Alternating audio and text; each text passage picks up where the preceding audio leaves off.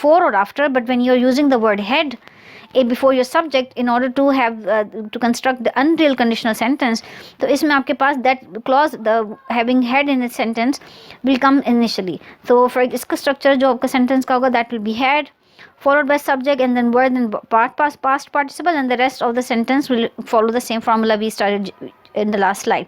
So the sentence structure will be, had we known that you were there, we would have written you a letter. So इसका जो meaning आप infer है कि since we did not know you were there, so we would not be able to write you a letter. और इसी तरह से had she found the right buyer, she would have sold the house.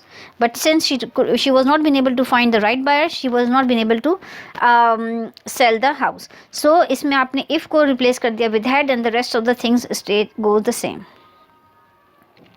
Right? आपने यहाँ पे फिर verb in past participle use किया है because you have used the word had instead of if.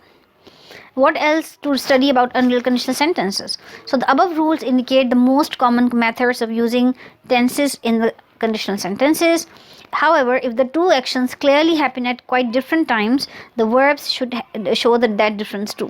अगर आपके दो conditions जो आपने conditional sentences में बता रहे हैं, दो actions अगर they have happened in quite different conditions or times, तो आपने उनको आपके verbs में वो depict होना चाहिए वो difference. For example, less common आप ये कहते हैं कि if she had seen the movie she would tell you, right. So अगर हम ये पास्ट बता रहे हैं कि अगर उसने पास्ट में देखा होता मूवी को तो problem in future she could have informed you, right.